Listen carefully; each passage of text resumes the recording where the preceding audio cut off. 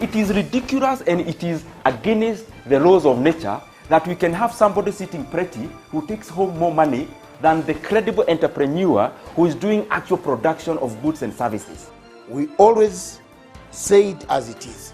It is only in this country that when a thief is arrested, you hear elders from their tribe saying, he is our son and he is our thief. If you are deviant Yes. and I call you leader, probably you are already a leader, but you are leading in the wrong direction. We want to see the role of the youth Yeah. in the security, Yes. governance, Yes. and development. The youth that I meet and work with here, you know, we call them the millennials and X's and Y's, this and that. They don't necessarily want to live like their fathers and grandfathers, do business like their fathers and grandfathers. They're more independent, they're better educated, and they're the ones that are making everything move in this region. We look at the issues, we talk about issues that impact people's lives in Africa. The African peoples themselves continue to cheer bad leaders, and because they cheer them on, they continue to be misled. Let me ask you, doctor, would you rather be somebody who does not enjoy so much freedom but you are rich? Yes. Or you'd rather be poor who you are actually imprisoned by the poverty itself? My goal is not to come here and say, I want the majority ownership, I want to own this, I want to own that, I want to do this. My goal is we all make money and we're all happy, and I help build a big business here. Punchline is for Africa, with Africa, from Africa.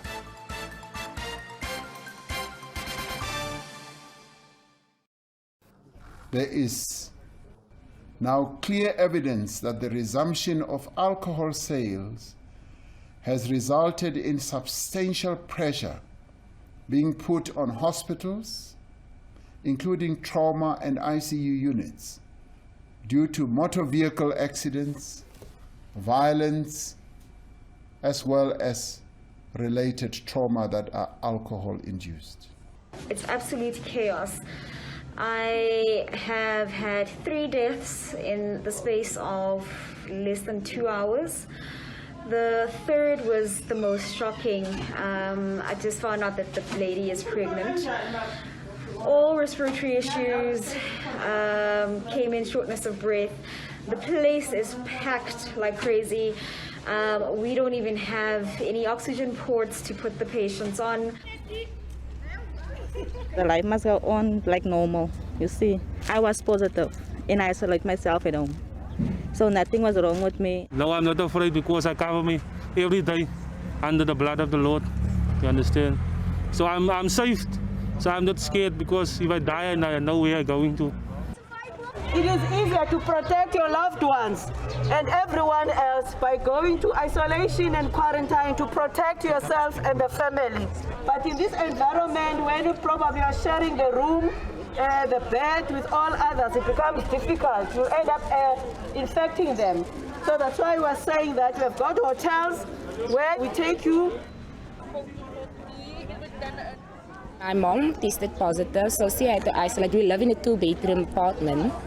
So for her to isolate, all of us has to stay in one room. You see, so we couldn't get in contact. And there's kids around, so it's difficult.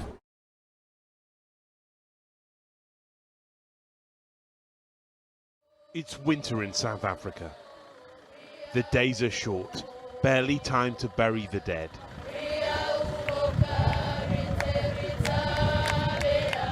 A 22-year-old man is mourned in Soweto.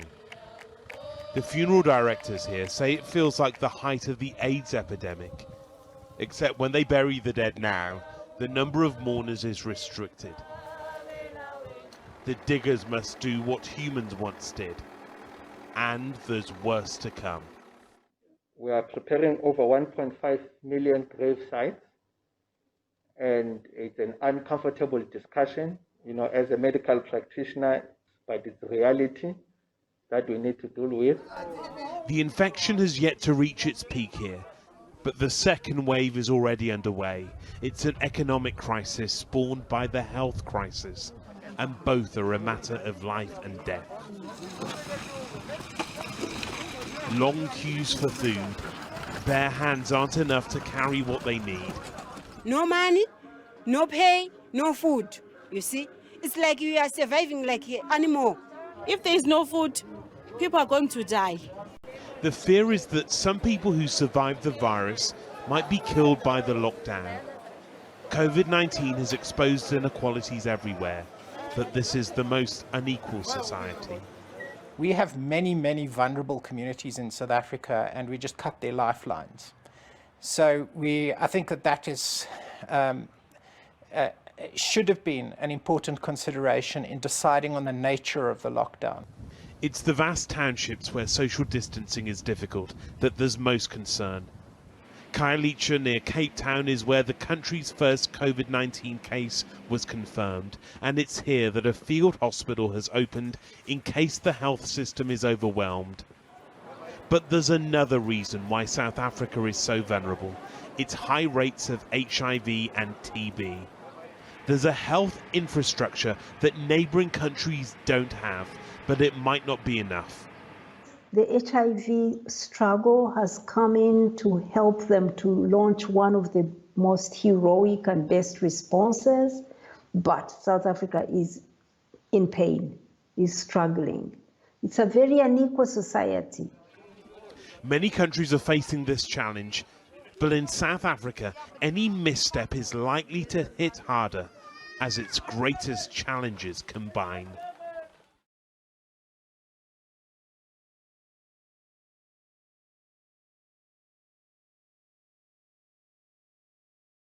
Good morning, Africa. Good morning, the world, wherever you are in the world, watching us from America, from Europe, from China, from Russia, from Southern America, in Mexico, Brazil, Argentina, and the rest of those countries, my favorite country, Colombia. The FARC rebels, they are now in the government. Good morning, wherever you are in South Africa, Johannesburg, Cape Town. Things seem not to be very good in that country.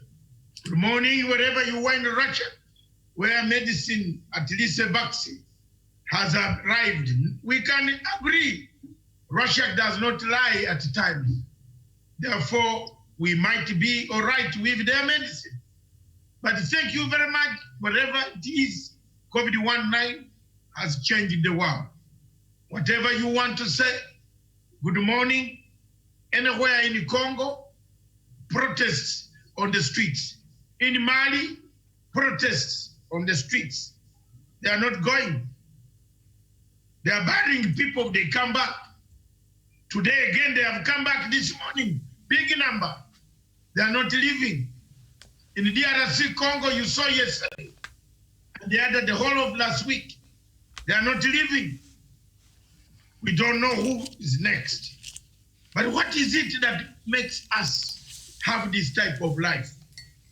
What is it that makes Africa, for us in Africa, never, never in our lives to hear their own people? What is it? Who erred here? Who erred in this COVID-19? At that time, we could not ask questions. I wanted to ask questions. I was told, hold the fire. Now I can ask questions. We're in a critical phase, and the numbers in Kenya are not interesting. They are not very good numbers. We have only been able to test 250,000 out of a population of 45, let's say 42. Let's say we shall test about 40 million people, but we have the results that are worrying us. At the same time, some countries across the East African region, the numbers are hyper, they're going up. Some countries have not lost a single person. I want to tell you on this program that as usual, your Masanga is very investigative. I sent some friend of mine into Tanzania. Don't ask me how, but I wanted to be very, very open. My dear brothers and sisters, 2 sisters and 3 brothers, or 4. We are now 4. The results this guy brought for me, I will share them between me and God. The rest, I will only tell you a few things.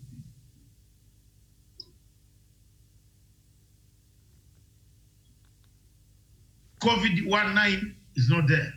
They are in Tanzania. He told, that's the result he brought. He came back and said it's not there. There are no people in the hospitals. I'm telling you, I'm not saying you people should not, it is here. But there the guy came back and said, Hakuna matanga, Hakuna people. You know, Miriam, here we walk with our masks. We have our mask. I think, yes, Miriam has in the handbag. The song, I think you are paying attention. Yes. Where's your mask? I have it in the... We are doing practical, but you will bring it later. Yes. Our masks. In Tanzania, Miriam, hakuna. People are walking, honestly. I was shocked. This guy, yesterday, he told me something that shook my blood. They are not wearing masks. They are not going about with their normal work as it is. So, oh no, I don't know. I don't know where your hearts are bumping like mine. It's exactly that. That's the apprehension I had. And it's a true story. So Miriam, here we are, the surge of the COVID-19 in Africa. You have the numbers. Bring us to reality. Then we come to the discussion. But I've given you just that tip. My friend went to Tanzania. And if you can go to my 5 a.m. writing, I said it. My friend who came from Tanzania told me that there is nothing. Watu huko wanaendelea na kazi yao. Then I said, are there no people coughing? I said, where? The coughing is not there. People are going about, matatus are full, everything, they are doing things. So, what is this? Then you look at Uganda, Miriam. Uganda has not lost a single soul. Has not lost a single soul. Okay. Because Uganda, when I wrote this letter, which I wrote and gave copy, I attached to President Museveni's Twitter handle. And he acknowledged, he read it and said, thanks. He doesn't talk much with me, you know, I'm hated. But it's okay. He read my letter. And in February, which the letter is going to come, the production team will bring it to you. In that letter, if you read word by word, sentence by sentence, which Wesonga is very good to analyze, and Miriam, you have a copy there, madam. You will see what I predicted is here. It is here. That there will be we shall be confused. Are we not confused? People are confused. We have opened up. South Africa is locking up. Kenya is opening up. Kenya will soon lock back. So this lock in, out, back, what does it produce? I leave it there.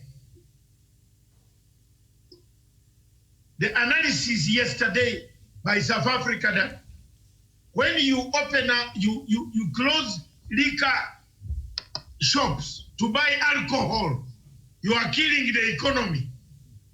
Surely, is alcohol our priority in Africa? I also drink alcohol, but is it my priority? In fact, me, I don't drink water. I want to confess on you. I don't know whether there's one of you who is a doctor who can tell me what water does. I can tell you later. Yes, you tell me. Water cleanses our body. Mine isn't it cleansed? Isn't it nice? Don't you look at me? At my age, I don't drink water. There's water in my house, but I don't drink it. You are doing very badly. You should examine yourself. What do you mean I am doing badly? How do you cleanse your body? How do you cleanse your body? I have other ways of cleansing the body. Tell us. Yes. Did Jonjo tell you he drinks water?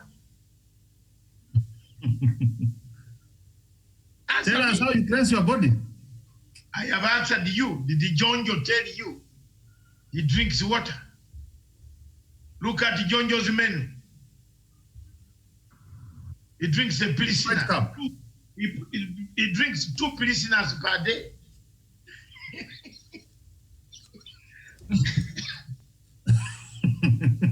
Yeah, and the man is 100 years old or more. Isn't Jonjo 101? Yes. Yes, but he drinks 2 pilsners per day. Yeah, come in. Anybody come in, yes.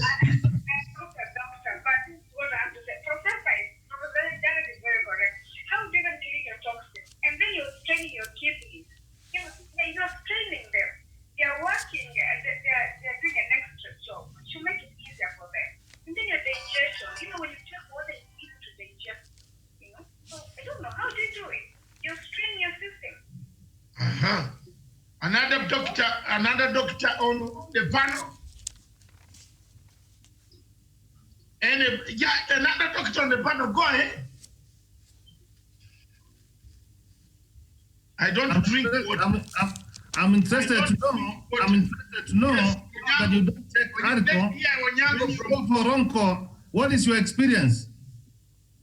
Yes, I think water is very, very, especially it comes to cleansing of blood, removing your impurities, and also maintaining your body temperature. So the more you consume water, the better it is for you, Dr. You have been going to the supermarket? Yes. All of you. How many of you have been stopped from entering the supermarket? Not. Yeah. How many?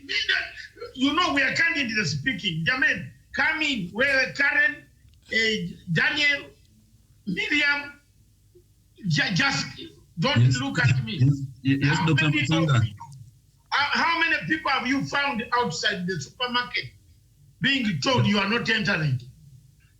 Yes, Dr. Matsanga, I think now that question, we have to look in terms of someone's metabolism. And of course, that's what I wanted to hear. Yes, if you're not taking water, we have people who take water in other forms of fluids. We have people who drink soup. We have people who, as in juice. We have people who do milk. We have people that it serves the same purpose to the body, just providing the right amount of body metabolism that will be able to maintain your system. So I think it's not necessarily water, but you see, like animals in the desert, they don't drink water, but they take twigs that are rich in moisture, and that is how they take in liquid fluid into their body. So it's not necessarily drinking water, pure water.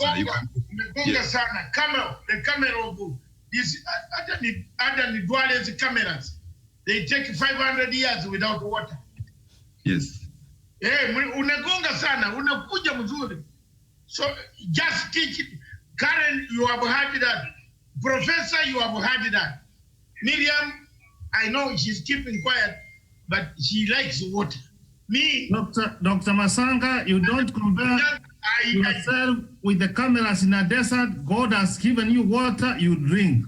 Yes, but I am in a desert where there is no water to drink. You will be able to adjust. Give you over a camera. Okay, you knew why he brought water. He had a purpose and a reason. If he knew we could take water from trees, I think from other sources, we could get water from other sources. They wouldn't have brought water, apart from it having other purposes. That's what is important. So I rest my case. Okay, thank you very much. I will start drinking water, and I will take water 1 glass today to prove to you that it is not very important to me, but because you have said majority, and I take majority vote, that I will have to take some water. You actually serious? You don't drink water, seriously? I don't. Okay. To be very honest, I buy water for guests.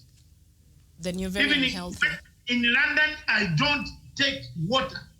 Then you're very unhealthy. Any doctor will tell you that.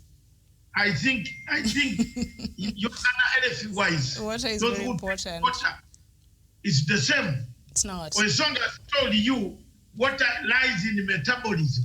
Wesonga has given wrong information. Wesonga has given wrong information. No, we should not mislead the public. You don't think because you drink water you are healthy. It's part of it. No, you might be even more sick than those who don't drink water. We have people like let's bring this topic to an end. Yes, please. Let's look at the topic of the day. Yeah. The good thing is that since Karen and Miriam have agreed, and the rest and Onyango from the water place in Kisumu, let me have that water. Let me drink. 2 liters. 2 liters, not a glass. 2 liters per day, please. So thank you very much. As South Africa closed its doors, alcohol, and there is no more alcohol to be drunk. Lockdown, he did like what Uhuru Kenyatta did in Kenya, opened up, and later on opened up. Then now he realized the spike was high. Miriam will tell you the figures. Yesterday was the worst, the darkest day in South Africa. And there is something that Miriam has been talking about on this program. Home care. Guess what?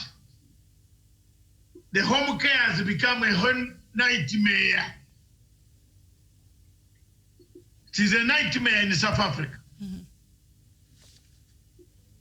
Things that are there, I've told you already diplomatically. A friend of mine was in Tanzania. I swear there is nobody wearing a mask. Very few people. And actually, yesterday, Dr. Matsanga, we had a photo where I think it's the Younger Stars was having a match with another football team, and the stadium was packed to capacity, and people are not wearing masks. So that is the images that we're getting from Tanzania. So thank you very much, Miriam. Take us through and start the game now. All right, so Africa has more than 500,000 confirmed coronavirus cases, and experts have warned that even if badly needed supplies such as ventilators are provided to African nations, another challenge is having enough trained workers to operate them. Africa reaches 500,000 cases milestone as a growing number of its countries decide to reopen their skies to commercial flights, saying the economies are sick too. Months of closed borders brought time to prepare for the pandemic, but hurt the delivery of badly needed humanitarian aid. So now, So far, Cameroon, Equatorial Guinea, Tanzania, and Zambia have resumed commercial flights. The 15-member Economic Community of West Africa states is expected to open its airspace on the 21st of July, but much of Africa has not dealt with a significant coronavirus surge like many populated areas in the rest of the world. But still, South Africa, that we're going to look at right now, have moved to reopen many aspects of what had been a largely shut down country. South Africa is currently in level 3 of its reopening, which it entered in the mid-June, easing some restrictions on restaurants, casinos, and movie theaters, among other businesses. Now, on Sunday, President Cyril Ramaphosa reintroduced the ban of sale of alcohol, saying that this happens to be the second ban this year, would take pressure off the health system. Now, while some South Africans backed him, others said he was blaming citizens for his government's failures. When it comes to coronavirus, South Africa is the hardest hit country in Africa, with more than 287,796 cases there. And the South African President Cyril Ramaphosa said that the restrictions are returning after several weeks of easing come as the country battles the rising numbers there of COVID-19. So we saw the easing down of these measures from level 5 to level 3. That was mid last month, and a month later, because we're mid-July, things are very thick there in South Africa. Yes. Why are they thick in South Africa? Miriam, the world has got enemies. And let people in governments in this country, in this continent, pick up a pen now and listen to me. The biggest danger of Africa is not anything else. We have very good weather, very good animals. Some of them don't kill you when you sleep near them. I don't know whether you know that a leopard might not kill you if you sleep just opposite it. But if you sleep in front of the leopard, itakukula. I am teaching the younger generation in this group who have never experienced maybe some of the things. A leopard is straight in terms of the ribs. So when you are running with a leopard and you have seen it, never face it. Never run like a dish, zigzag. Don't run straight. If you run straight, it will jump on you, pick you. Because it takes a longer time, 100 meters, to turn with its ribs, then come back to face you. We have good animals in Africa, good weather. We don't have snow, but we don't have the wisdom and the knowledge. If we say somebody on the panel who disagrees with me, let's talk about it later outside here. When this disease began in Wuhan, in December 2019, the names that were mentioned about the disease, who are they? 1, Bill Gates. 2, George Soros. 3, World Health Organization. Mr. Tedros traveled to China. What did he get from China? The world will ask him shortly. 120 countries in the world, in the UN. I think it is 1:30 this morning. The petition, I told you, there was a petition going on. People thought that Matanga was a joke. To get a petition of 130 countries, you must be a hero internationally. We got it, we postponed it. Now 131 countries, heads of state, including superpowers like Russia, have signed and they say we want to know what the World Health Organization knew, which we did not know. So when the thing started in Wuhan, diplomats kept on telling us lies. That's why this show is called Diplomatic Leaks. We go to unravel their lies. One of the lies is that we were not told that this disease is simply cured by washing hands. If it is by washing hands, which African will not wash hands? Miriam and the panel, Mombasa Karen, haven't we been washing hands for a long time? Our parents used to beat us. They beat us if you touch food without washing hands. The mother uses that thing that korokas ugali. What is it called? Hey, you gotta wash your hands first. Some of us grew up that way. Let's not forget that we are the most humble creatures on planet Earth. The Bazungu are not humble. That's why they were very harsh. They came here and colonized us. They said, you must pray as a Catholic.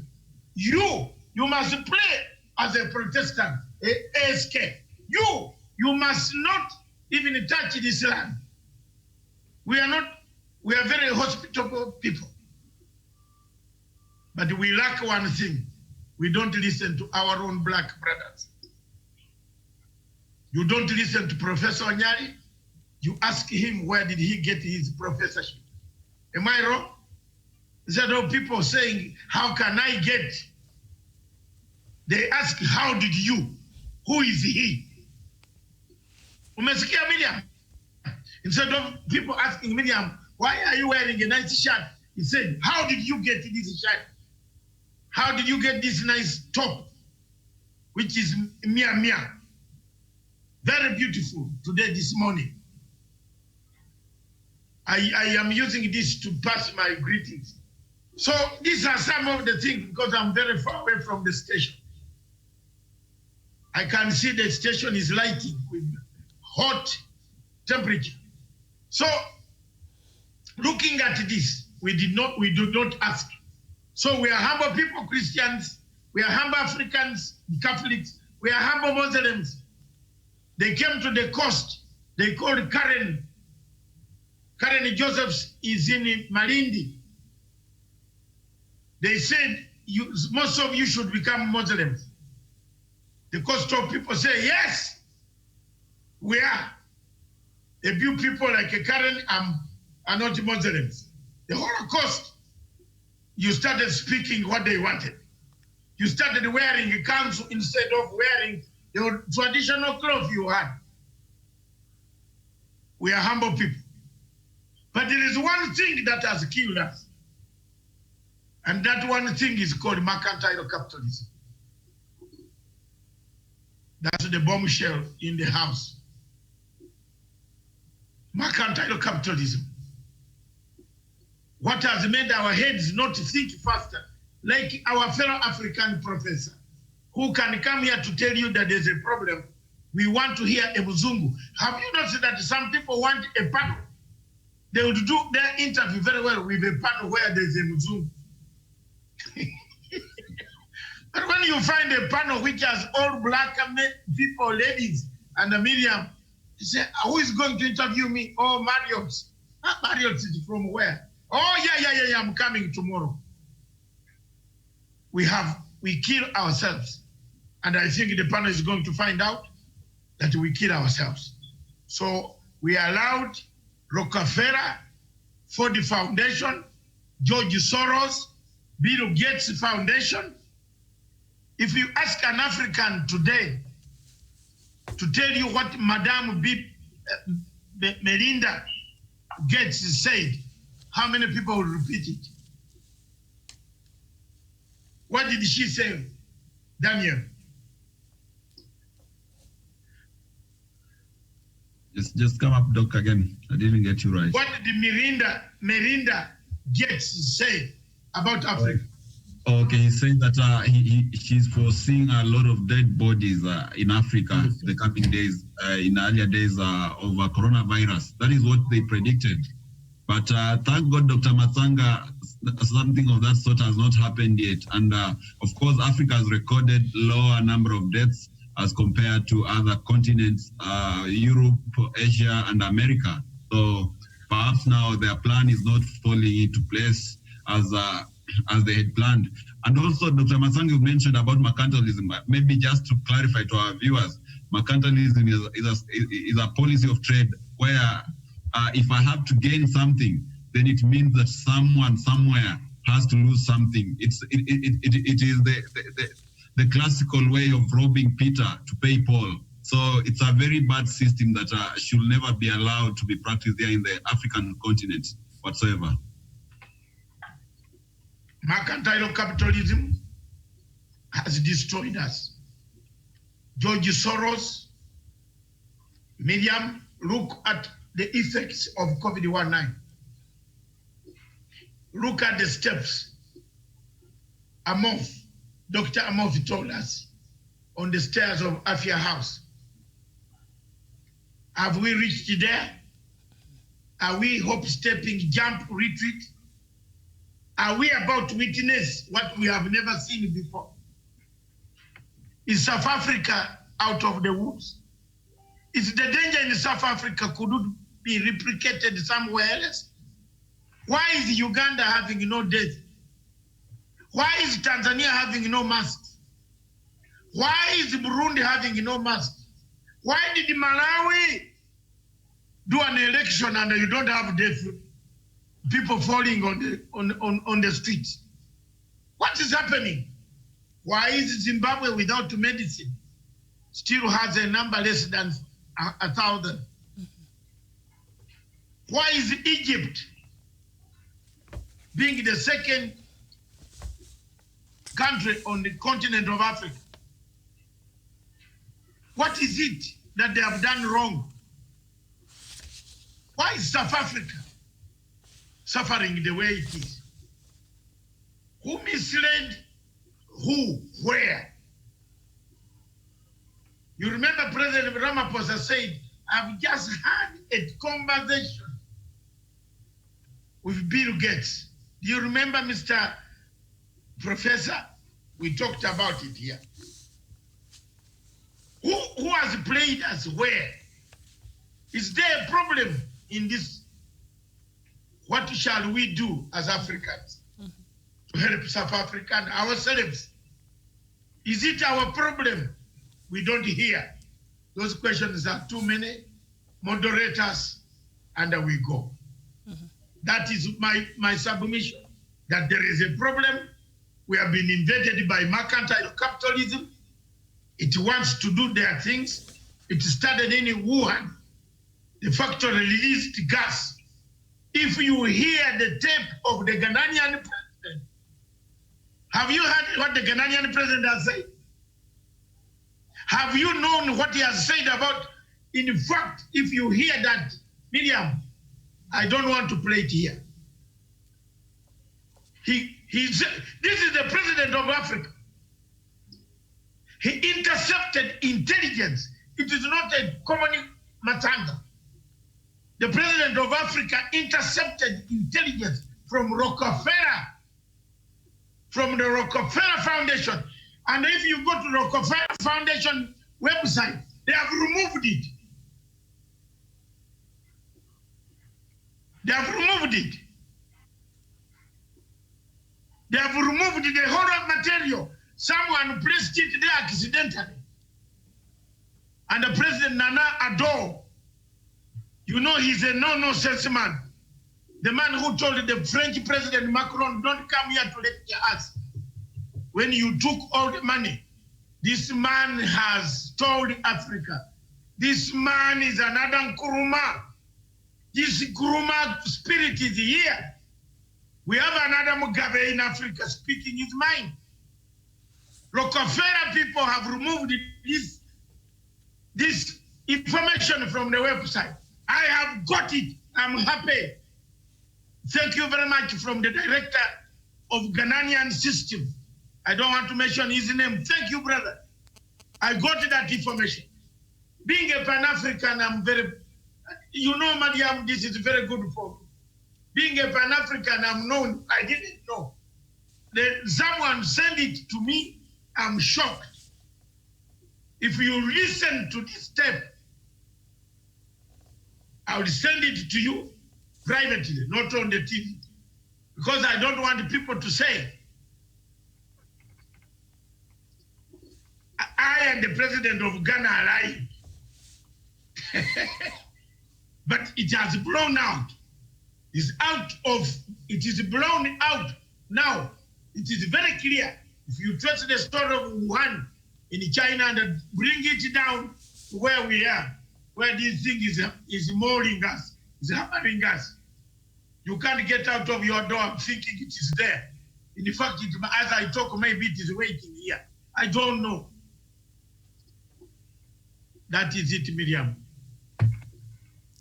All right, thank you, Doctor. There, Professor Nyari. Now we see after this new ban of alcohol there in South Africa and other measures also that the government was forced to put back in place to ensure that it's able to curb, the spread of COVID-19 in South Africa. South Africans have come out now to blame, President Cyril Ramaphosa for his government's failures, and that's why they're saying he's banning alcohol. So now they're coming out to blame President Cyril Ramaphosa. What is wrong with this kind of attitude? Thank you, Miriam, and thank you for Dr. Masonga for giving this elaborate introduction of what COVID AFOC is doing in Africa.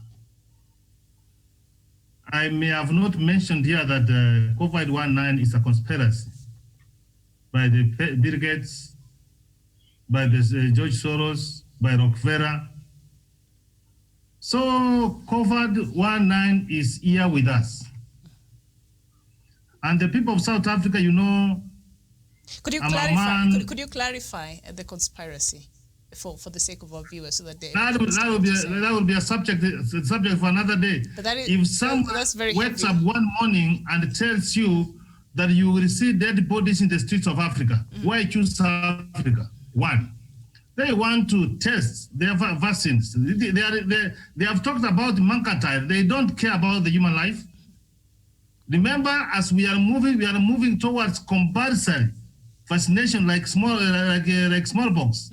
That you cannot be able to travel or to go anywhere without that kind of certificate. It will be a subject for another day, but that I've given you the kind of thinking. All right, I have said that to fight COVID-19, we have to do it united. This is a war, and we cannot afford it that you leave it to President Ramaphosa. This is not the time to apportion blame to another person. Is to come up and see what we can do. I have said the dreams the Pan-African leaders, founders of this continent had, where has it gone? What is African Union doing? Has it convened in a meeting? Has it given the way forward on what ought to be done? So they should not be able to blame Ramaphosa. This is the time. If you have got a good idea, please bring it on the table. Say, Mr. President, this is the way to do. I have said in modern societies, in modern governance, it is participatory. See the way President Uhuru Kenyatta has handled the close of the church, the opening of the church, the opening of the economy. He was advised. And this advice for these people, they get from the people. So the people of South Africa, they are missing the point. And what needs to be done in South Africa is change of behavior. When you see that the joints where people drink are being closed, when you drink as you take one for the road, I thank God that I've never taken that stuff since I came from my mother's womb. But those who take it as they keep on, they keep on deteriorating. Sometimes you get off balance. So crossing those kind of joints is one way of preventing the pandemic. Drinking will be there. But let us have the focus on how to fight COVID-19 by changing our individual behavior. And this is not the time to apportion blame. And that's my appeal to the people of South Africa. What we need to do, how do we consolidate ourselves? How do we cooperate? How do we coordinate? How do we connect? These are the kind of questions we should be able to ask and the people of South Africa. And remember, South Africa, you have talked about South Africa. South Africa is a matricial country. We have got a relatively white people or other people of other races who have got the kind of thinking. So the penetration of the thinking of people like George Soros to South Africa is much easier than they can do to another African countries. So we wish the people of South Africa and African Union should come together so that we see the regional bodies, SADC in West Africa, East African Community, ECOWAS, the Maghreb, the Central Africa, of just coming together and face this pandemic. We cannot leave one person to fight it. We have to fight, all of us. Let us not leave anyone behind as we fight coronavirus. Thank you so much, Prof. Samson, if you can hear me, the same question, and perhaps does it resonate back here at home? Because a lot of people are taking coronavirus as a joke. Matter of fact, we saw the youth leader, I think in the ODM party, who suffered from coronavirus but is now doing well. And while he was in the hospital, people are sending him messages telling him, man, I know by now you're very rich because you're acting up and the government is paying you to play sick. Can you imagine? That is what some people are still thinking in this country, even as COVID-19 is ravaging countries and people across the world. Samson, if you can hear me, this kind of attitude that we see here from South Africans saying that President Cyril Ramaphosa is just trying to, they're blaming him for the government's failure. I don't know in what other essence, when he put this alcohol ban to protect, and curb the spread of COVID-19. Do you see that kind of attitude here? People refusing to take responsibility and instead just trying to blame the government on things that the government has no control over. The government cannot come and tell you to wear your mask or force you to wear your mask. You have to do that. Samson. Yes, Miriam, mine is a very unpopular opinion, and I would love to seek the indulgence of Dr. Masanga. Are you able to listen to me? We can hear you. Go ahead. You're listening. I want to say COVID-19 was a blessing in disguise to some extent. It has helped Africa as a continent to know its enemy, the likes of George Soros, the likes of Melinda Gates, the likes of the World Health Organization. You know, for a long time, Africans have been really despised. Our strength has been taken for granted. So I want to say categorically that Africa needs to regenerate. Of course, we have a continent. Samson, my question was, please, let's just stick to the question. To the question. My question was, this kind of thinking we see in South Africa and the attitude, is it the same one we see here in Kenya that now has encouraged the numbers to go up? People thinking this is a joke, or the government is just trying to find ways to misuse the money and things like this. After that ban of alcohol in South Africa, they're blaming the government of the failures, and yet, COVID calls for all of us to be responsible. That attitude, is it helping? Yes, Miriam, the government can do its bit. We as citizens, I as Alomba Samson, I must have my fair share of the success of a nation, the success in the fight against COVID. So generally, behavior change is very, very important. I must first of all do my bit by adhering to the protocols given government, washing my hands. So surely we cannot entirely apportion blame entirely to the government. What have I done as Samson? South Africans also need to understand that no police officer can follow you to your room to make you wash your hands, to make you sanitize. As an individual, what I'm doing as citizens of that country. Thank you. All right, thank you there. Miriam, before you ask another person, Mr. Samson was developing a very important point of regenerating ourselves, isn't it? Yes. That's the point the guy was making. All right. Regenerate ourselves. He was coming there to answer your question. Through regeneration, have we regenerated ourselves? Did I understand you clearly? Yes. Regenerate Yes, we regenerate ourselves. Tuko na madasturi mbaya. Mbaya. Miriam, you're asking here. Here we are even worse than South Africa. Are people not drinking in the estates? Are people not drinking in the estates? Are people wearing masks? How many people have been stopped at the entrance of a supermarket that the temperature is high? How many? Let's not tell the president a lie. Let's tell the truth. Some things here are not working. How many people were paying police to go and spread the COVID-19, which is now increasing in Nairobi? How many people were paying police for COVID-19 for them to come to Nairobi? You see the numbers that are surging in Nairobi. It is our own making.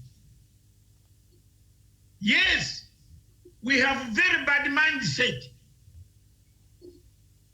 Why is it that in Uganda nobody has died?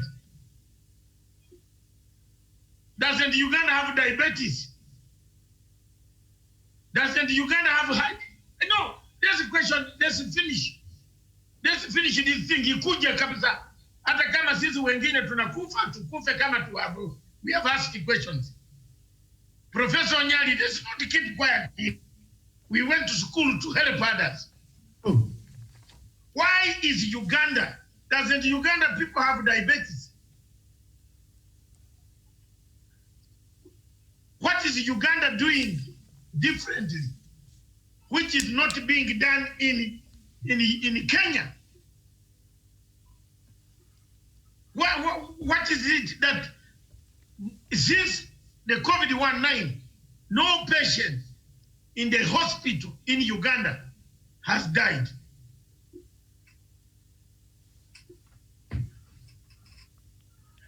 Malawi held an election. We haven't seen dead bodies on the streets of Lilongwe. Is it they wash their hands very well, and we wash our hands badly? So there is something in our discussion, guide us as you guide us. Let's come to it. And when people fear to mention it, I will mention it. Let's come there. South Africans refused. There's one point which you have missed, all of you. Dr. Masanga, I have talked about behavior change, and Samson has hammered this. We need to change our behavior. Regenerate, new energy. And then South Africa has a problem. The problem of South Africa is that they refuse ARVs. Yes. Well, the same AIDS, the president of South Africa himself, Zuma, was testifying in a case in court. When they asked him, did you have sex with this lady? He said yes. And then the lady said, yes, I was HIV positive. You had it on TV. Didn't you hear? I had it. And then Zuma said, as soon as I finished having the good meal, I went and washed myself with Lifebuoy. You reap where you sow. President Kenyatta has been telling us here every day, let's look after your neighbor. If you see your neighbor behaving, I am very happy with Miriam. When Miriam sees a person in the supermarket touching the every trolley, item, yeah. Miriam has gone to the manager or to the security to say, "Uyu mama bado safisha mikono." We don't have that here. We look at it. That's why I've asked a question. I don't know whether the lady in Mombasa will answer me, and I want to hear her answer. Dr. Matanga. How many people have you found outside the supermarket refused to enter because of that thing, temperature? This is useless. They are putting temperature. There is nobody who has been stopped because of the high temperature. I think, Dr. Matsanga, if I could come in, I think as a country, and I think it is also the same scenario in Tanzania, in South Africa, is that the people have refused to accept the reality that COVID-19 is here with us. And the very, very first stage of being able to conquer this pandemic is accepting that COVID-19 is here with us. And from there now we proceed on the same on the same path to now putting in place or rather practicing the measures that have been put there by the Ministry of Health. If as a people we do not acknowledge the severity of COVID-19 and its presence in our population, then that will lead to the second stage of it, which is treating with the concept that people are treating it with. And as late as yesterday, we still had people on social media talking about, still asking if you know someone who has suffered from COVID-19. And I think one of the dailies had to put it in pictures, people who have succumbed from COVID-19 in Kenya. So one thing is for people to change our perspective so that people understand that this thing is here with us and it is within our population, so that we change our behavior. From there, it is when now we'll be able to effectively tackle it. Without that, I think we shall just continue in this cat and mouse chess game.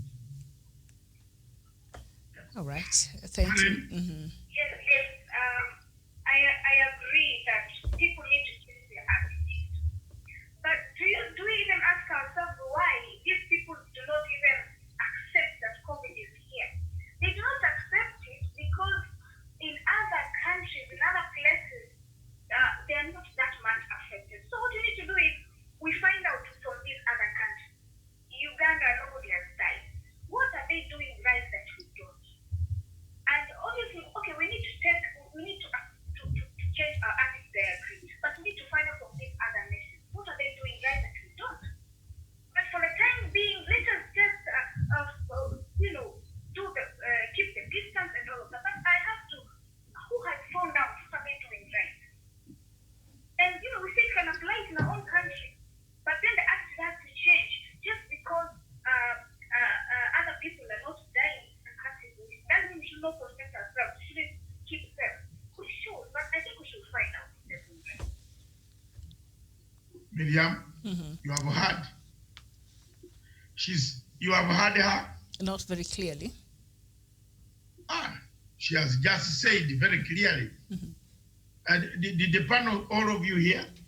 Yes, Dr. Matsanga. Yes, she said there's time to change attitude. We must go to ask these countries what these countries have done, which we are not doing right. And I think that is what we have been emphasizing on this show. Every time, that in a project management, when you are doing project management, you must change the strategy. If you go on the same method from the beginning, even your person, professor, marking your exam, will tell you you should have changed it to get the right answer. Professors don't give people marks because of how clever they are. They give people marks on how you have narrated your story, and then the bell went, the time is over. Isn't it true, sir? It's very true. You mark people that way. You mark an exam. You pass a songer. You pass anybody. You pass any student by the story he began with. Kenya began with a story of a moth. Sample it, sample. We came somewhere in the middle. We locked the country. Senor, We locked it up, tuliweka, hakuna kutembea, hakuna kukuja hapa, hakuna kutoka, tulikuwa hapo. Now, have we learned anything from the lockup? Did the thing rise, fall, behavior change or not?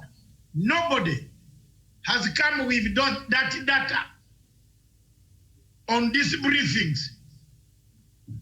You know, for me, I talk the truth and let it set me free. Let it set me free, Miriam.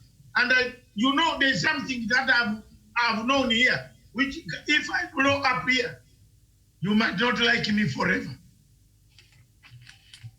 Let it set me free.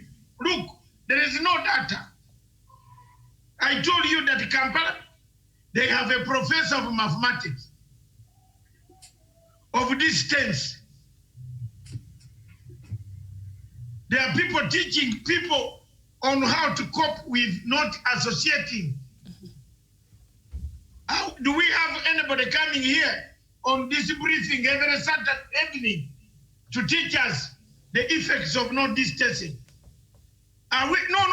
Tell us, people. Some people are dying because of you are isolated.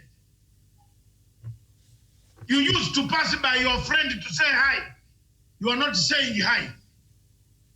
It raises your pressure. You can't speak to Samson. That's true. You can't associate with Samson. You get depressed. A slight malaria or a slight diarrhea or a slight fever comes to knock you out. Is there anybody in the Ministry of Health who is teaching us what we should do? Is there? Show me. That's one. There is depression. It's the biggest killer. There are children in the house jumping over there, breaking glasses, cups. You used not to have them in the home. You come back from work, you find the whole cupboard is upside down. All these books are broken to pieces. You used to have these men at home kept by teachers. You have seen now the value of teachers. Your house is becoming like you want even to sleep. You want to talk to your wife. You can't talk. As you are talking, you hear a cry in the sitting room. This one has beaten the other.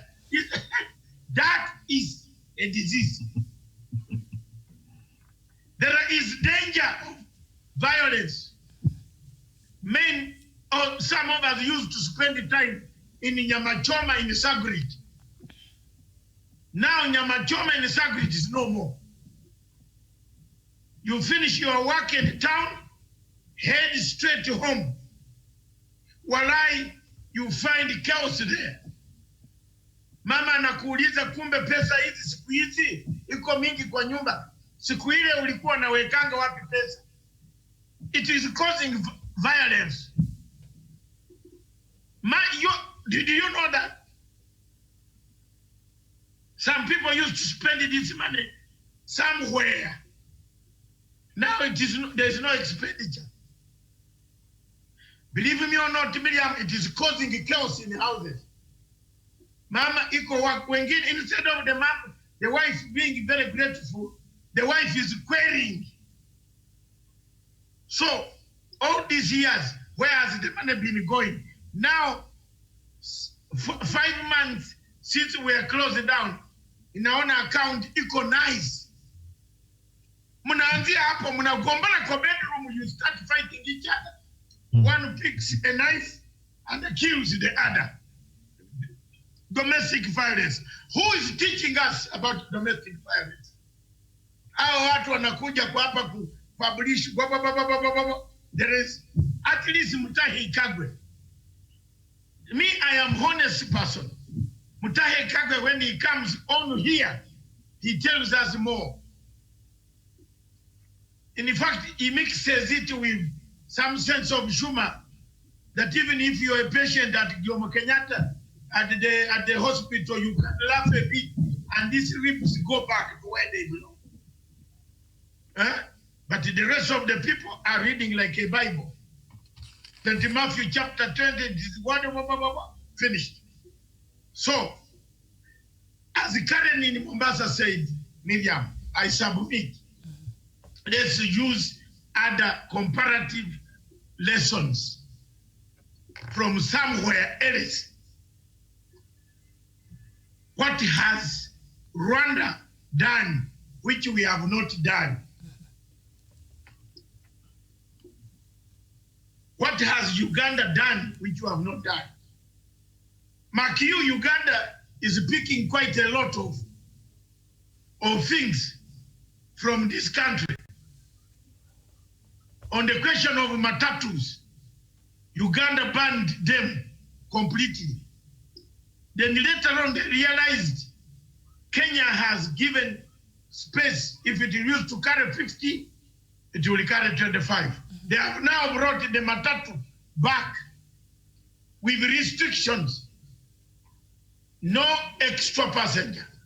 A car, no. Here now, our private cars, we are 20. We have put people in Pro Box, in the boot. Have you seen these cars going that way? There are people in the boot, in this Pro Box. When I'm telling you the truth, we are not talking about a mask, and the people in the boot have no masks. Private cars are becoming a danger, spreading the thing. We are supposed to be 3 people in a private car, isn't it? People are carrying the whole family. And we are dropping them at Uhuru Park. Then you pick from Uhuru Park, put them in the car, you are taking them home. As long as BMW, I hope you are traveling alone. Yes. Me, mine, you don't sit with anybody, myself. With my driver, or if I'm driving, I'm alone. Don't come closer to me. Don't carry unnecessary passage. But the people here are loading a full private car, the whole family. At least leave one person not to be ill. But all of you are in the car breathing the same air. So these are some of the signs. What can we do? The point I wanted to bring home, South Africa refused that there was HIV, AIDS. And guess what? Pick it from there. Now you know why the numbers are marathoning. Because people went to hiding with their status. So when this thing comes, it attacks. The status come out of it. That's why the rate is destroyed. So people have known I have status. Let me go and have a bottle. Nikufie kwa bottle. Miriam. All right, thank you there. So President Ramaphosa said scientists and other scenario planners have presented the government with models that project that South Africa may have 40,000 and 50,000 deaths before the end of this year. And as you speak right now, South Africa's most populated province, which includes the cities of Johannesburg and Pretoria, is preparing some 1.5 million grave sites for potential mass burials. It tops health officials have said as coronavirus cases in the country right now continues to spike. And as we speak, the deaths that have been reported in South Africa is about 1,172. So South Africa, the most populated cities there, provinces there, as I have mentioned, they have already started digging, mass graves, and they're planning to have at least 1.5 million grave sites ready for, if at all they're needed there. Professor Nyari, should this be a red flag to the rest of us in the continent? Now you see, the prophets of doom, their prophecy is going to come through. And the way Dr. Masanga has put it, unless we change our thinking and the way we see things, and I have repeatedly said that COVID is killing people, and I have given a very clear indicator that President Ramaphosa cannot fight COVID alone. Honestly, when you start preparing graves, what are you telling people? What are you telling people now? Jermaine. Simple. It is. It is. You can see Dr. Masanga is laughing. My recommendation here is: it is good to rock the country. Forget about this economy and education you are talking about. Life is more precious. What should be our concern is how do we test people? How do we isolate people? How do we improve the bed capacity? But telling me that preparing for the graves, very unfortunate. And you can see now, Bill Gates and Melinda, and now the Soros, in fact, they were right. This is what they're trying to say. But what I've said, I've given a recommendation. And African leaders, the people of Kenya and everywhere else, let us fight this pandemic. We can learn from each other. Scratch my back, I scratch my back. Dr. Masanga said, Uganda has learned from Kenya. So, South Africa is a big brother in Africa. And if South Africa is gone, my friend, then we are done. So we need to put more awareness. The way yesterday Samson was trying to say. In fact, this is not the time we are rolling our sleeves so that we start working. This is not business as usual.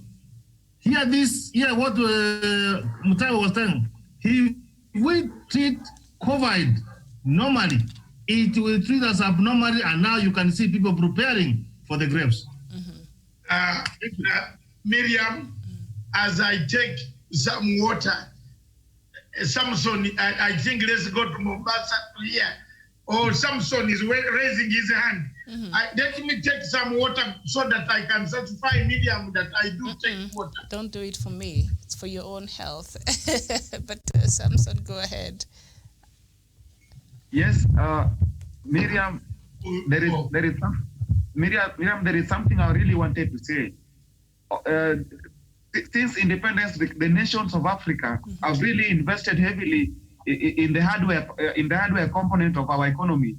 We have education system, we have invested in the military, but then we have invested in the soft part of it, the behavior change that the Prof was talking about.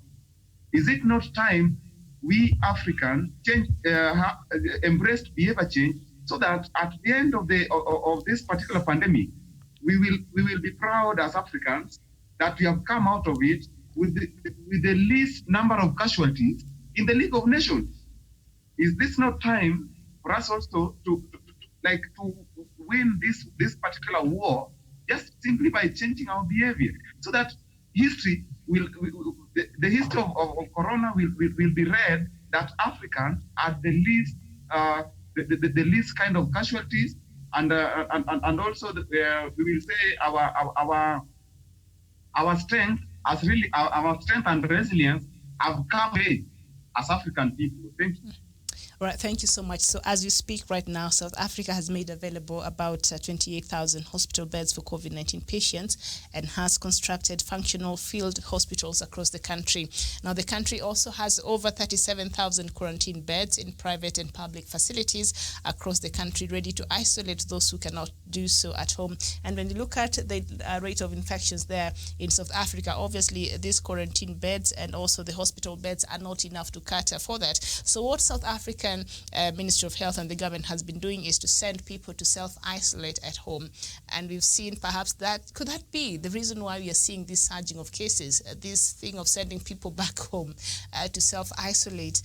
Daniel, has this worked to defeat the efforts there that have been put in place in South Africa, as you know, this self-isolation at home? Because how are you sure that these people are going to really take care of themselves and protect others? And could this be one of the reasons why we are looking looking at these numbers we're looking at in South Africa and also in Kenya in the near future if we implement this as the Ministry of Health had suggested there a few weeks ago.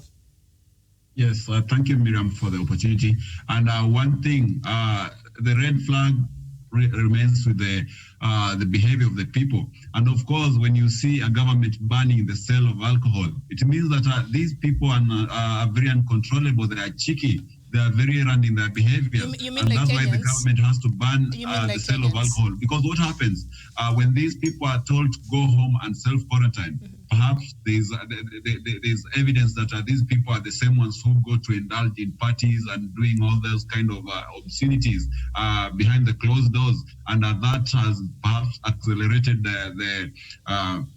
the spread of the virus. And of course, Professor Jared Onyari, Dr. Masanga Lomba have talked about behavioral change. We have to build some kind of behavior for our people in preparation to the next stage in life where we want to defeat COVID-19. When you look at the Asian tigers, yesterday I happened to be reading some book about China, how China was able to leap into the new era, the modernity, the modern technology.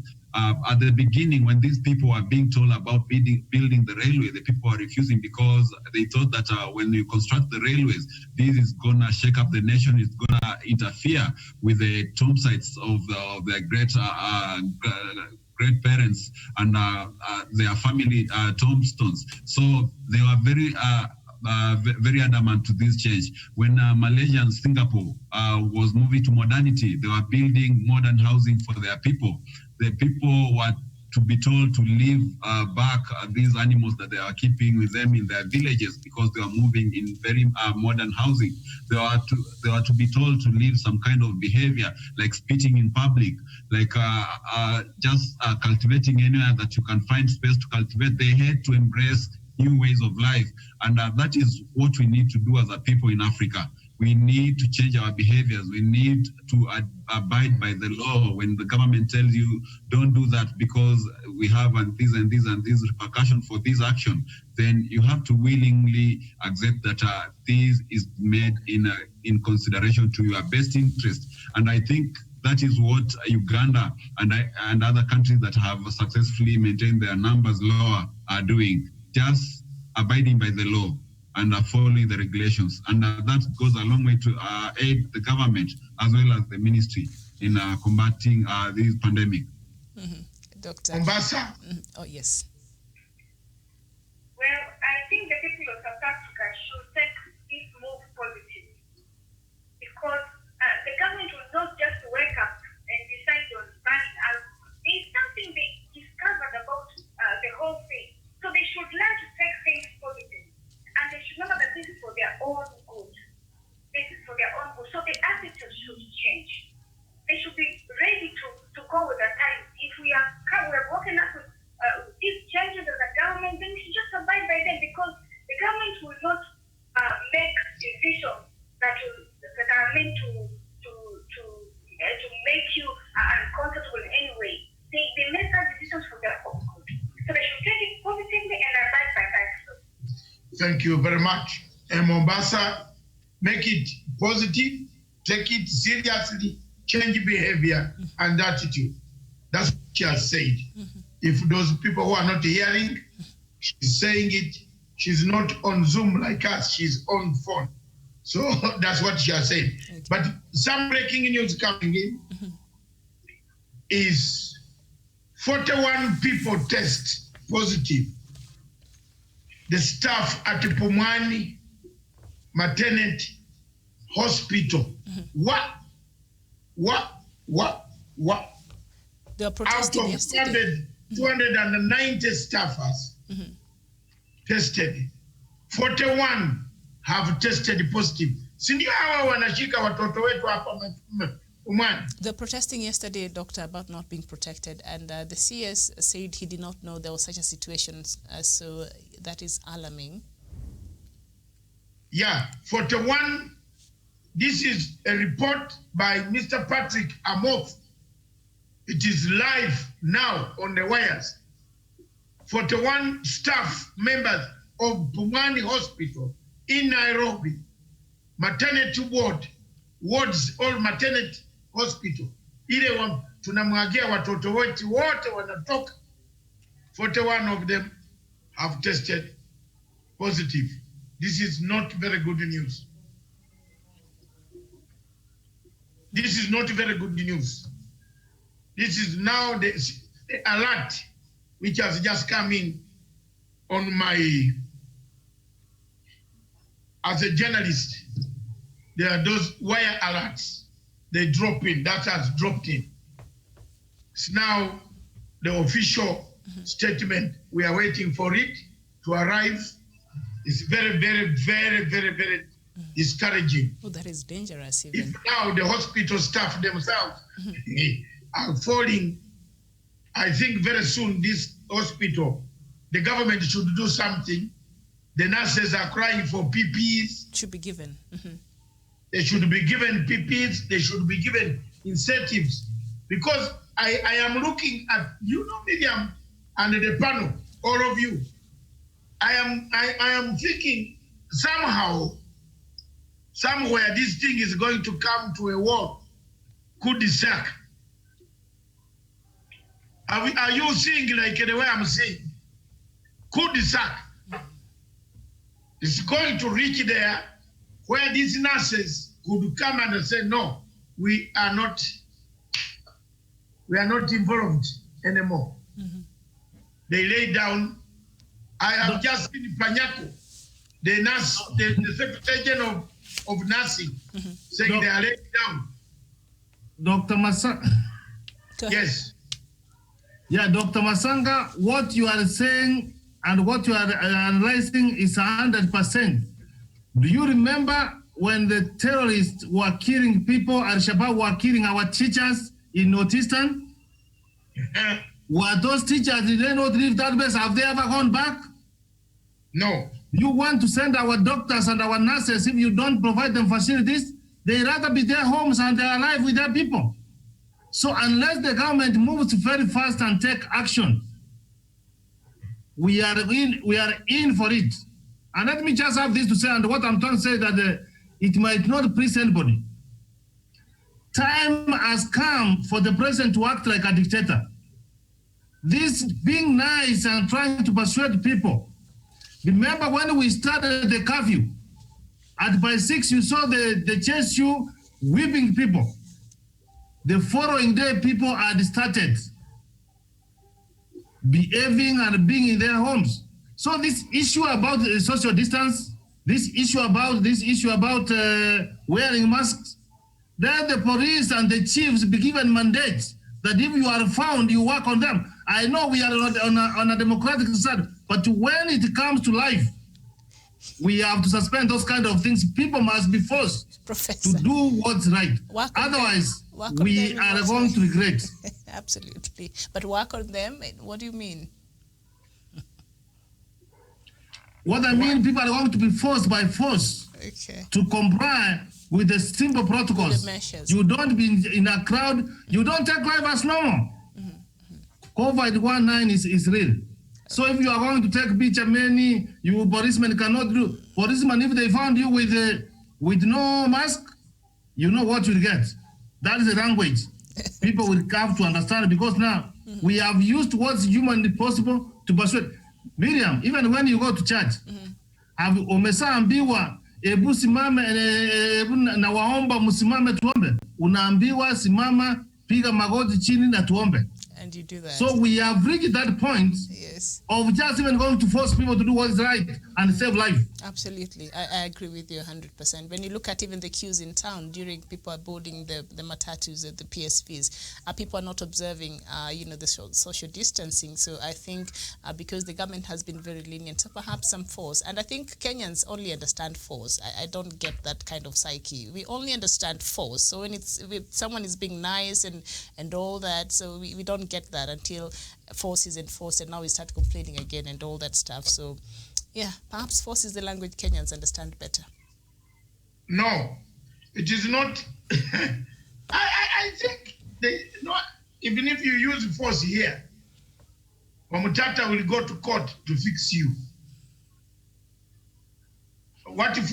No, honestly, But Dr. Matsanga, I don't know if you happened to see the story yesterday where there's some grabbed land in Parklands, and this new major for Nairobi, Major General Badi, went there in a military fatigue. It's here. And the workers plus the owner of the land grabber had to scamper for their own safety. So I think that is the kind of leadership that we need in this country. People who can do business. Because if it were before, those people will have stayed there and tried even to repulse the reclamation of that land. But when they saw the military man. Yes. Now you are bringing me to the subject you have liked so much. I've drunk a full glass of water. I now want to come to the reality. Yesterday, you told me you eat freedom and democracy. Some people say they eat democracy. Today, William has hinted that perhaps democracy is still good. No, I'm not changing my mind. Yes. we learn from experience of probably pushing people to do certain things. You saw Major General just appearing there with his combat uniform. Yes. People ran. So we need, Mr. President, we need more of Major General to keep our institutions. After all, we are not telling them that they are coming in politics. They are coming to rescue the government. Yes, and change us. If you have more major generals in their uniform, seconded to work, this is a disaster. Let the army go to inspect some estates.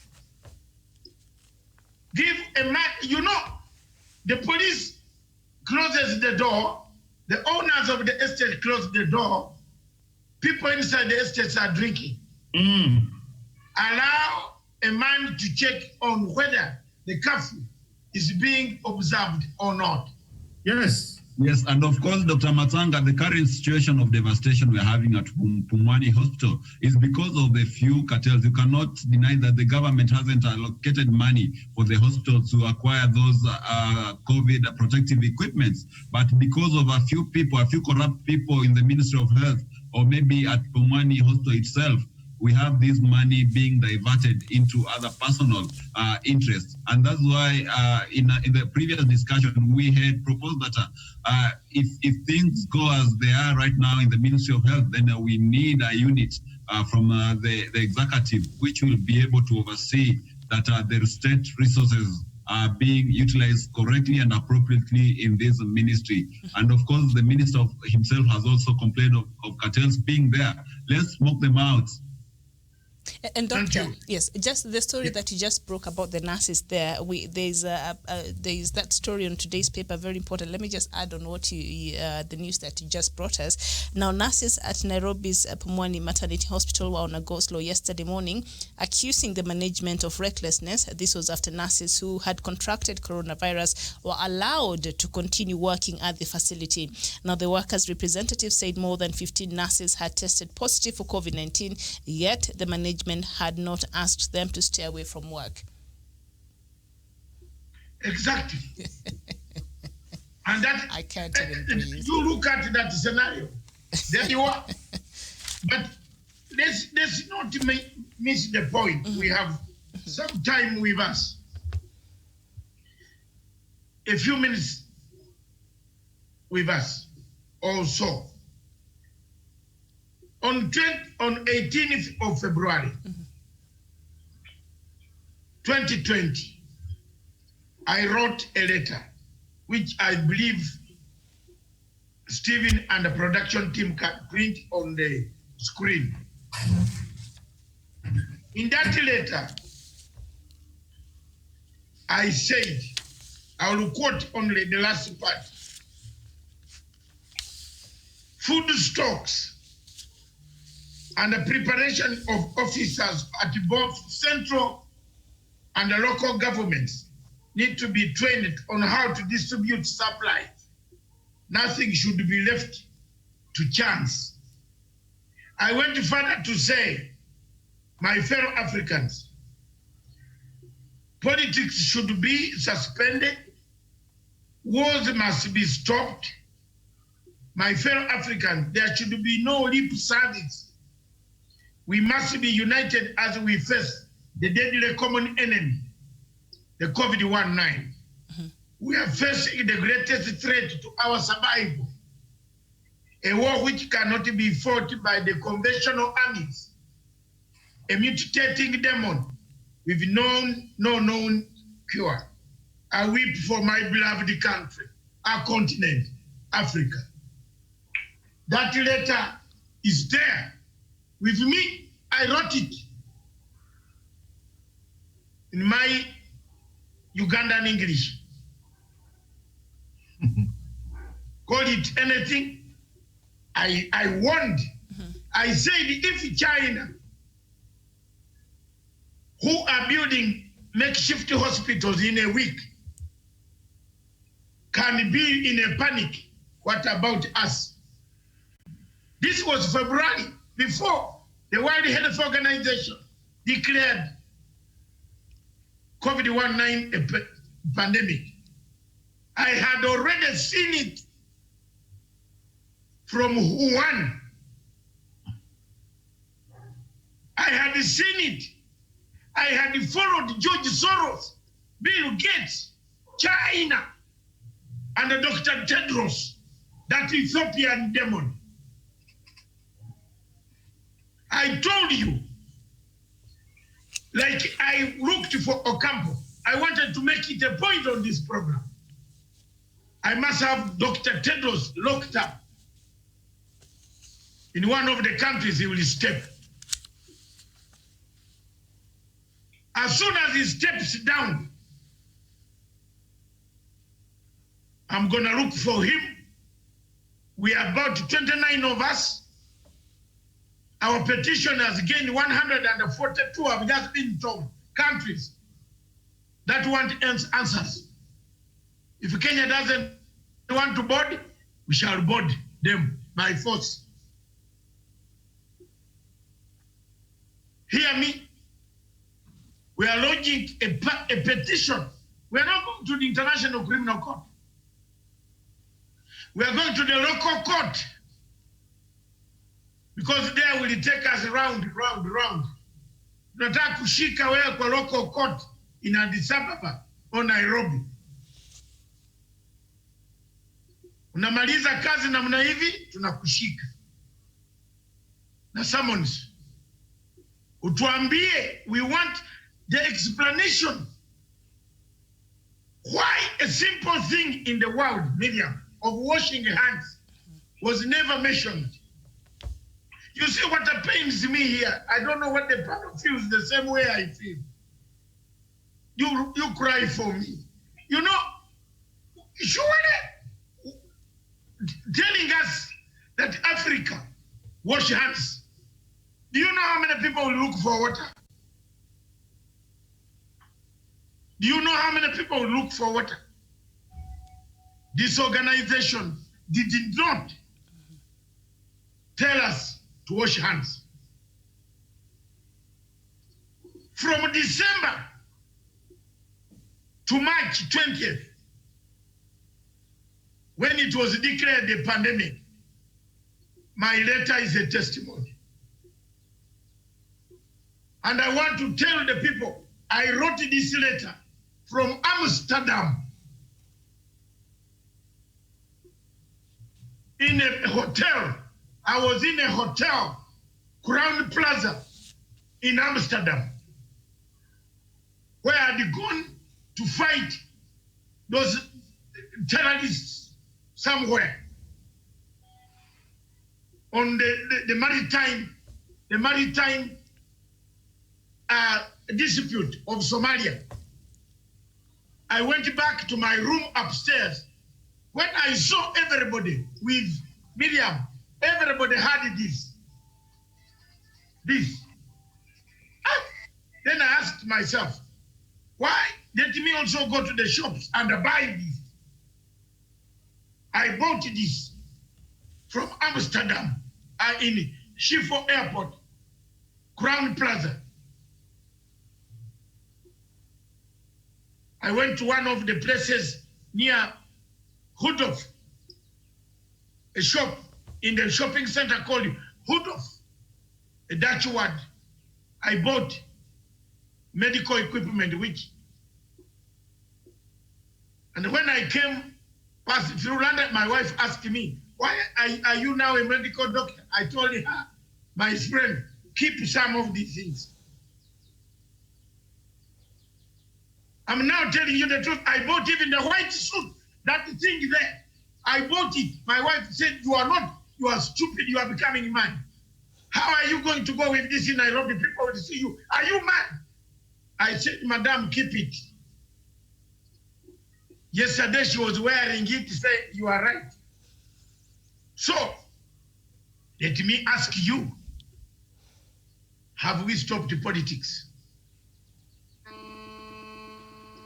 Have we stopped to fight? You see someone is giving food without a mask. You see someone addressing people without masks. You see Mudavadi, Wetangula, Atwoli, everybody addressing people without masks. Are we not enemies of our own? You see in Mali, look at what is happening in Mali. They buried this one in the grave. More come. This morning they were 1.5. They were in the street. They want the president out. Why is France not speaking? Why are the French not speaking? They have left Mr. George Soros to finish the job. Okay. Another thing I want to predict. Sindio, President Uhuru Kenyatta has given us 21 days.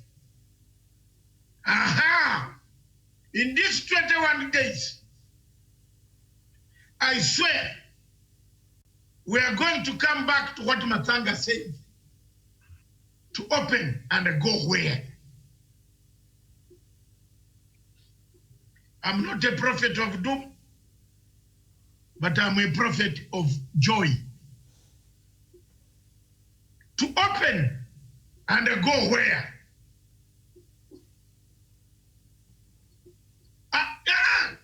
People say, okay, Kenyatta, open, and go where?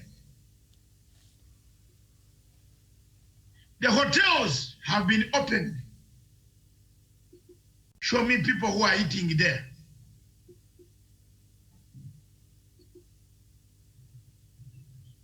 Last weekend, I took my staff, all of us who are here except Professor and Mombasa lady Karen and Onyango.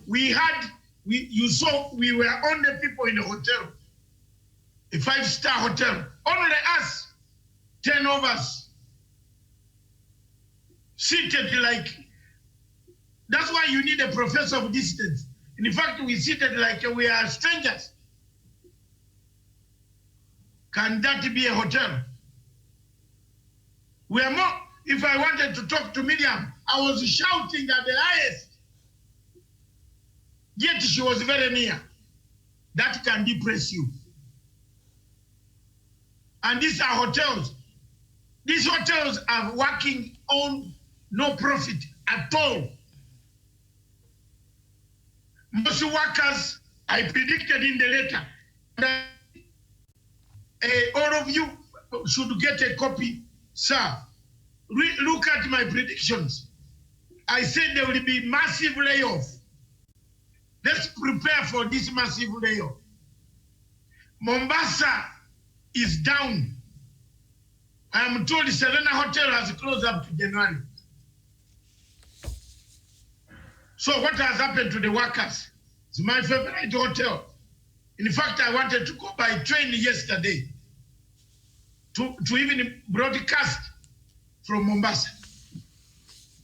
But when I heard my favorite hotel is closed, I have to call the manager to find out whether they are open, because it's the only hotel where I can sleep and see the Indian Ocean properly. When it is coming, running, then I cannot speak or I can also run. I've told you I have a problem with water. I fear water. When a flight is flying to America, I don't sleep. I keep on walking in the whole flight until it lands JKF. Akiamu.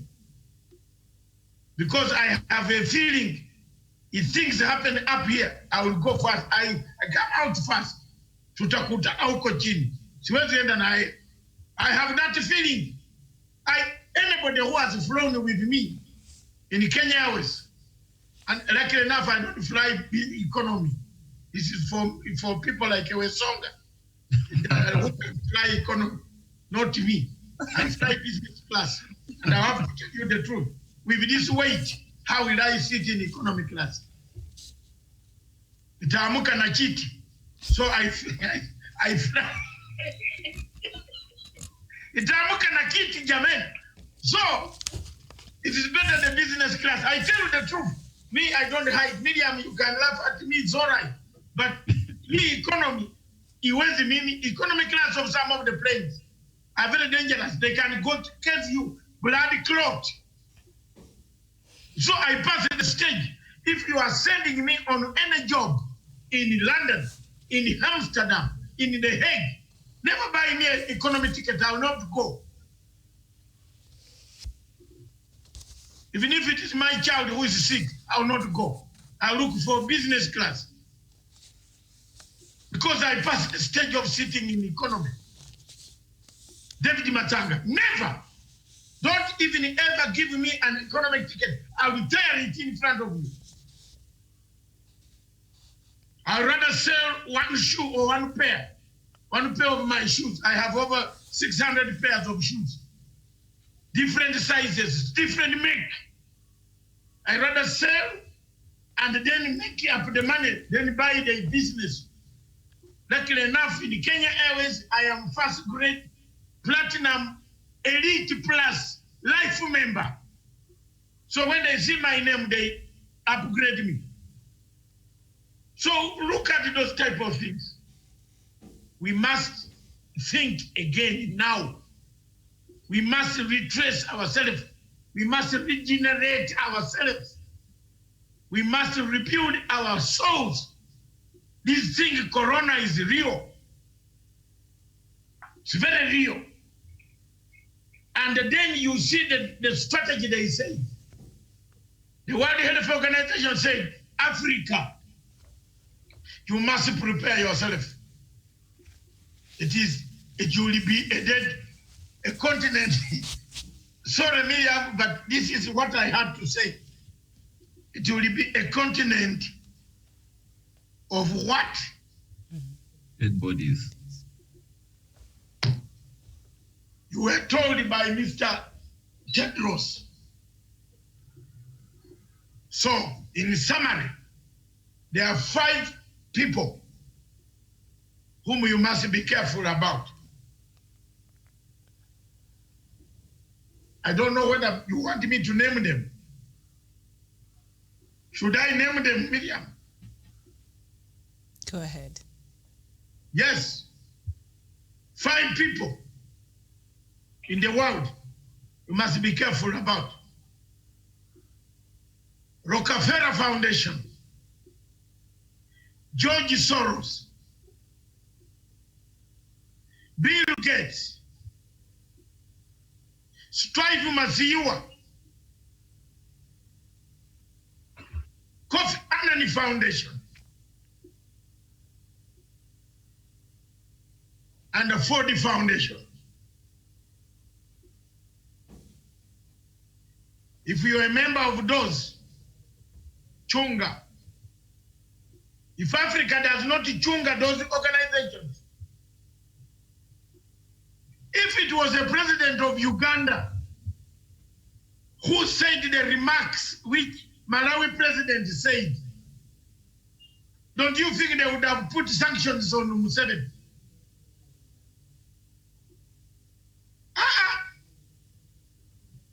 If it was Uhuru Kenyatta who made those remarks, What would they have done on him? They would have blacklisted Kenya. But have you seen them blacklisting Malawi? The man even told us you are useless. Mr. Chekwera said we are stupid, loud mouths, with big bodies. Big bodies. The late Mutula Kilonzo told me I'm a big body, busy body. 3 of us, professor, 2 professors from the United States and 1 man called Matanga. 3, it is on Star newspaper. Check it. He told me, face to face, he said you're a big body, busy body, defending criminals. Do you know why he told me this? In Blackfriars, in London, in the presence of Amina Mohammed.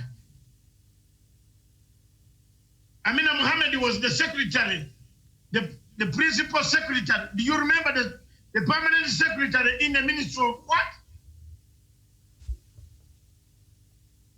Of Constitutional and, you remember that Ministry of where? Minister of Constitutional Affairs and Cohesion. You remember? She was.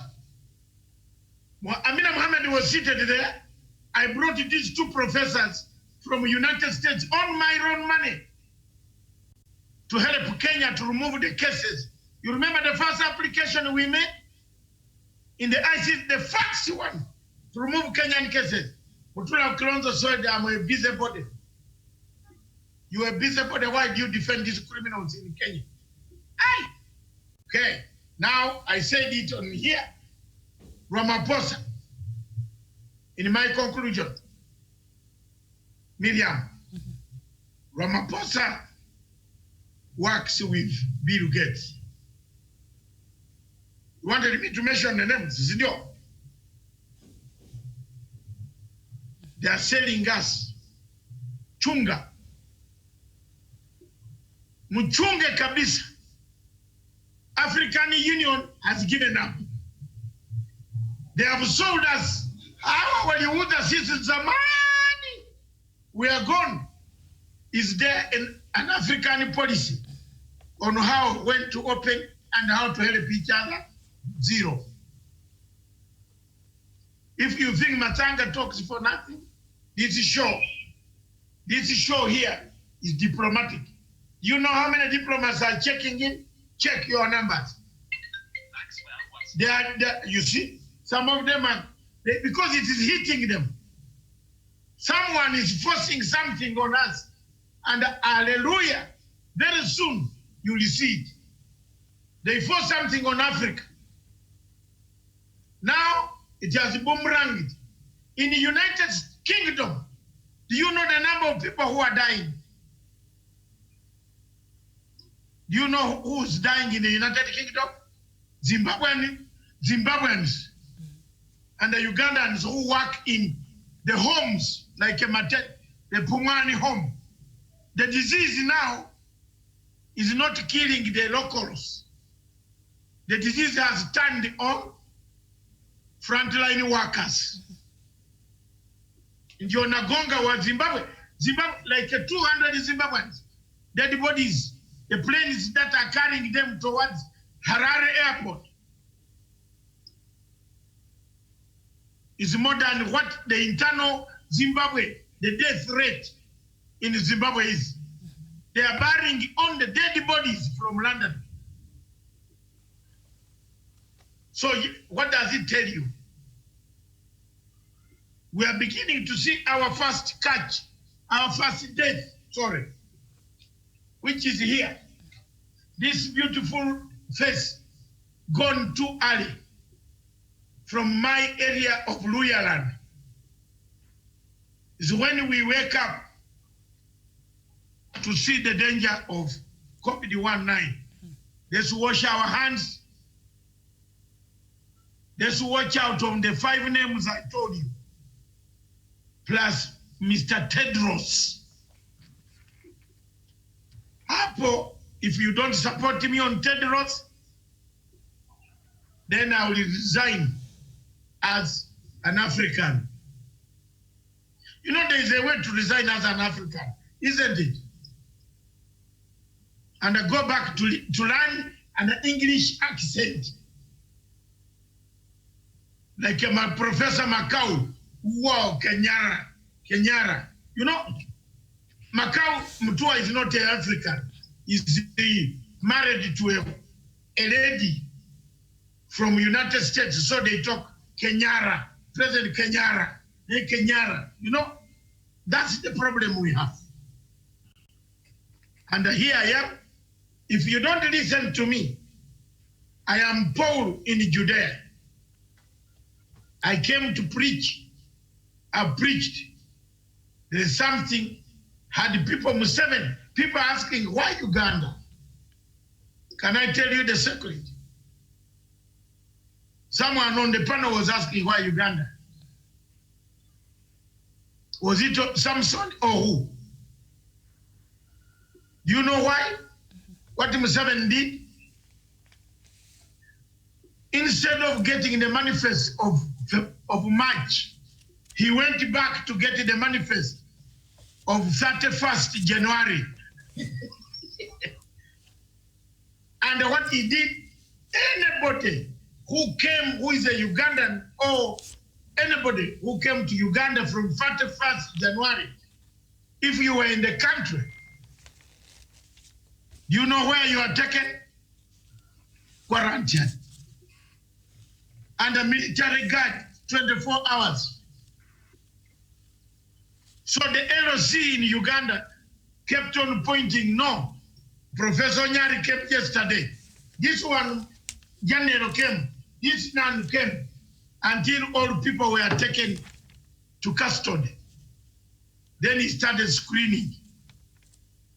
So far, reproduction in Uganda, as far as the disease is concerned, 0. The people that he traced, those are the ones. That's why there are 1,043 are already left in the hospital. Only 30-something are in the hospital. And the guy went ahead, closed the border. There is no border district in Uganda that is functioning. He poured over 100,000 men around the border. 100,000 armed. You can't go to West Pokot, you want to enter. Hakuna hata panya hii kidogo. Hakuna iko mtu. Anasema unaenda wapi? Kutoka Kusebeni. Sebeni. Wapi? You are from Kamchoro, Mount Kenya, Kitale. Rudi. Closed it. Allowed on the trailers.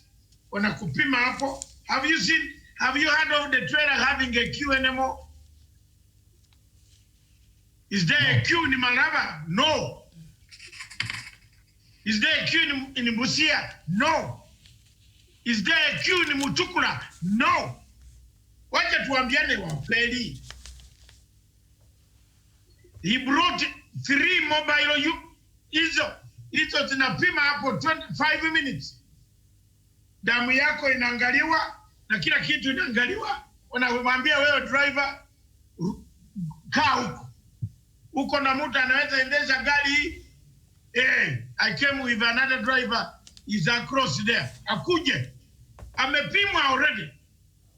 Enda na gari. Wewe rudi Kenya. Then they don't, urudi namna hivyo. Urudi umeshikwa. You have been arrested and you are handed back to the Kenyan Health Authority. Isn't he doing something worse? Good. That's why there is no death. I'm sorry to have taken this other last part for educational purposes. Maybe we have learned something out of it. So many people are asking, where is Uganda? Why is Uganda no death? That is where the thing is. The guy is the Minister of Health went to address people without a mask yesterday, but one on Sunday. She's under fire to leave. The parliament is on her. They are summoning, they have recalled the parliament simply to discuss her departure. So pressure is mounting for the minister who has failed. The minister who has failed to resign. The minister should have resigned because she's supposed to teach a good exam. Ladies and gentlemen, I hand you back to Miriam for each of you to have 1 minute each to give us. We have done our best. We have suggested what we can. Africa has a surge, but let's adhere to the guidelines of the governments. Wherever we are in Africa, thank you very much. The rest can be discussed in the separate dispatches, but that is the background information that you will receive. Miriam, thank you. All right, thank you so much. Samson, I don't know if you're still there. You can give us your last word. Yes, thank you, Miriam. Thank you, Daktari, for the wonderful presentation over there. Mine is to re-emphasize on the need to have a general behavior change because at the end of the day, no one will follow us to tell us these simple things to execute them. No one will tell me, oh, come, go and wash your hands. No one will remind. It has to be a personal initiative to adhere to the protocols for the general welfare of the society. We have a country to protect. We have a generation also to protect. Thank you and God bless you. Thank you so much, Daniel. Yes, Miriam, of course, we've had the inputs from the best brains we have in this country, Professor Gerard Onyani, we have Dr. Matsanga, and of course the other panelists. So whatever key points that we've discussed, let the people of Kenya and the Ministry of Health also take some notes from there. And of course, Lomba has talked about behavioral change and perception, and that goes back to the people of this country. They have to change their behavior. They have to support the government in whichever way, so that we take the shortest time possible to be able to combat this pandemic. That will be my parting shots. Let's not say that we don't have corona in this country. The earlier we accept, the better. Let's now begin behaving in the way that the ministry has directed us to behave, so that we do away with this thing. We revert back to our normal lives. Thank you so much, Professor Nyari. Yes. Africa should know that when it comes to coronavirus, they are on their own. Nobody's going to come from another continent to come and save Africa. We will save Africa. So it is time for us to coordinate amongst ourselves. It is time for us to consolidate ourselves. It is high time for us to connect ourselves and share the resources, all the information that we have, all the expertise that we have, by simply keeping the government, the respective protocols given by the government. Wash hands, keep social distance, and be safe. And we should be our brothers' keepers. Otherwise, I wish well for the continent of Africa. We are rising, we will rise again. They have killed the African Union, but progressive minds like us, we are left here to talk. And having this kind of conversation will go the way forward. You have had the connection that Mafosa has with Bill Gates. God forbid, God will save Africa and God will save us. Thank you so much. Thank you, our viewers, and I'll see you back here at 3 p.m. with Desperate Dispatches. A very good afternoon to you.